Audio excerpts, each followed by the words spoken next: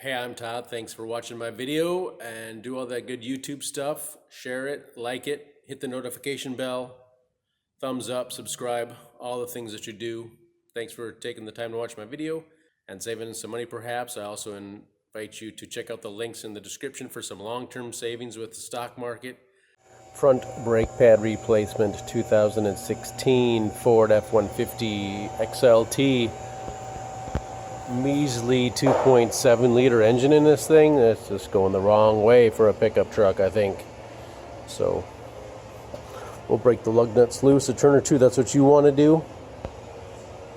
All bolts and nuts and bolts are left to loosen, counterclockwise, right to tighten, clockwise. So break them loose a turn or two, then you want to jack up the vehicle.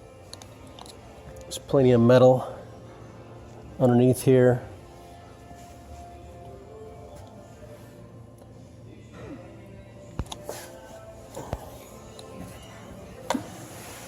Now there's a shield there, so you jack up on that and you're going to bend it unless you want to take it off to jack up both sides. Otherwise you'll be doing one side at a time. More good metal, but jack up here. Use safety stands, protect yourself, get the vehicle off the ground. Take the tire off the rest of the way. And here's the master cylinder for the 2016 Ford F150. Minimum line, maximum line. Keep it in there somewhere. Cap should just screw off.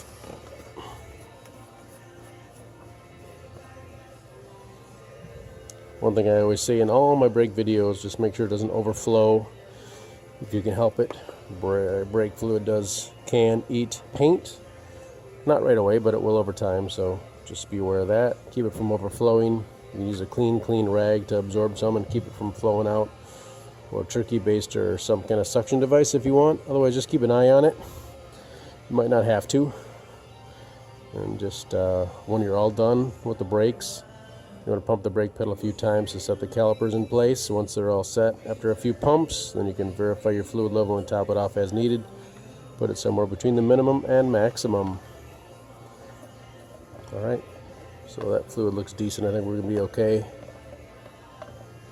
And we'll take the wheels off. Is it rocket science? It must be. There we go.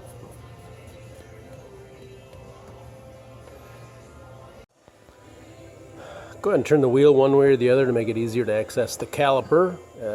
Make things easier for yourself. Let's proceed. Anchor plate bolt. Anchor bolt is 184 foot-pounds. Anchor bolt's 27 foot-pounds. Lug nuts 150.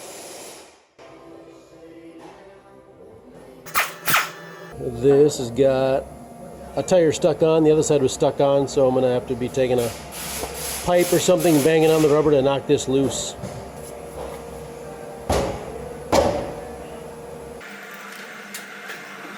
Brake caliper rotor, brake caliper adapter mounting bracket, I guess you might call it. Brake caliper. Caliper's got two bolts, top and bottom. I think they're 13 millimeter. And the brake caliper adapter's got two bolts. They're, I think 19 millimeter. Again, left to loosen, right to tighten. I'd like to get in here with my screwdriver and collapse the pistons, make sure they're all good.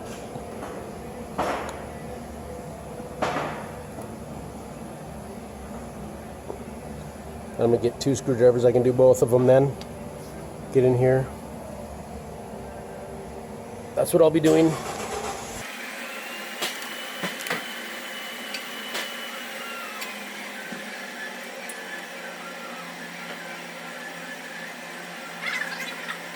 You can get between the brake pad too and the caliper rotor, or get between the brake pad and the rotor and collapse it too. See a nice gap in there.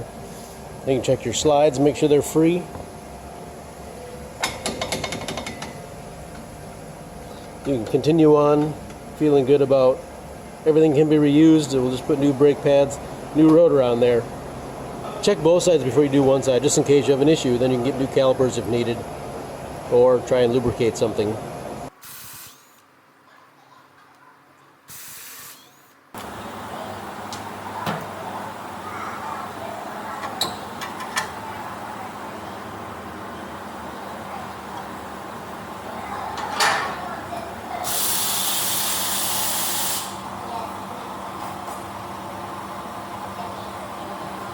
Just kind of a friction fit, slide in and out of those slots.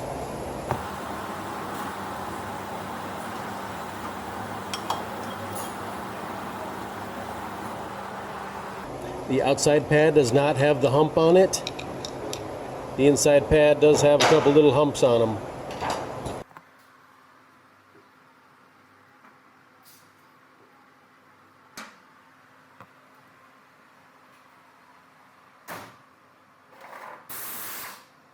.21mm.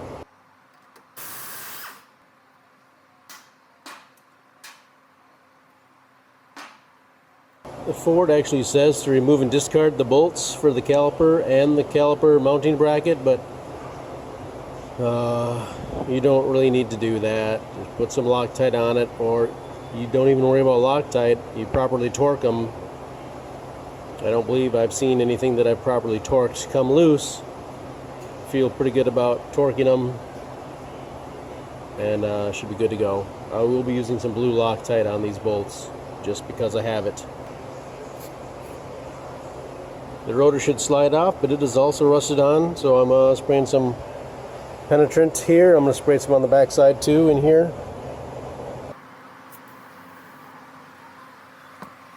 We'll give it some love taps. We'll be replacing it. If you're going to somehow, you have your rotors machined or do something with them besides replacing them, I guess machining is all you can do. You use a board and then a hammer on the board so you don't dent it up. But I'm just going to hammer it off because we're replacing them.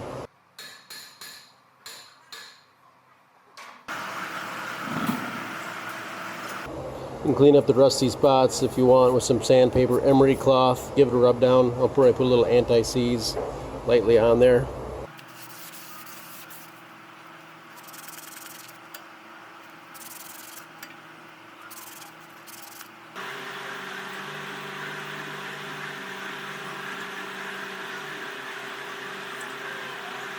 The tire was sticking on there too, but a little on there too. Might help. Probably won't hurt. Then we want to collapse the pistons the rest of the way so we can remount the caliper when we're ready. You can use a large C-clamp or large channel locks. Put the old brake pad in here. And there's a special tool for doing it.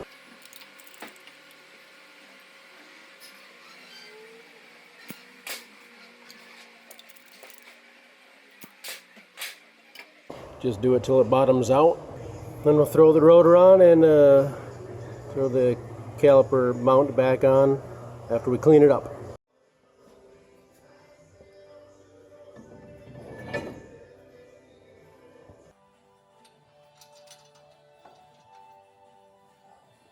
Like to put the lug nut on sometimes because the rotor kind of flops around, make it just a little bit tougher to put the caliper and brake pads on sometimes. So that just holds everything together and straight until I'm all done.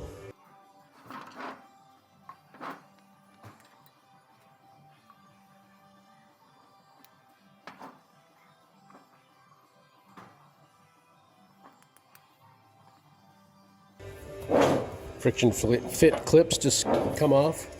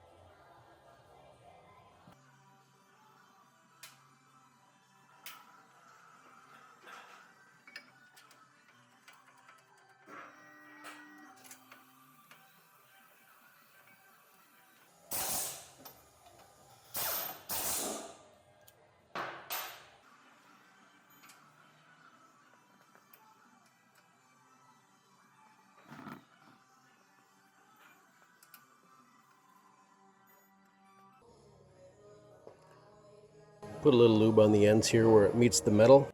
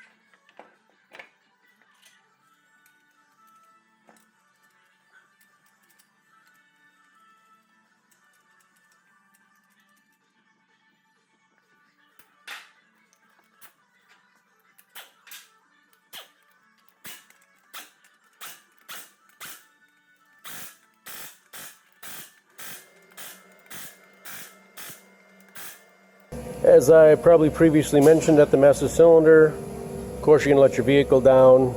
If you have a torque stick, double take your torque. Or your torque wrench, 150 foot-pounds. Pump the brake pedal a few times and check your fluid level. Pretty easy. If the brake caliper and all that stuff look like what's on your truck, it's probably going to work for you. Good luck to you.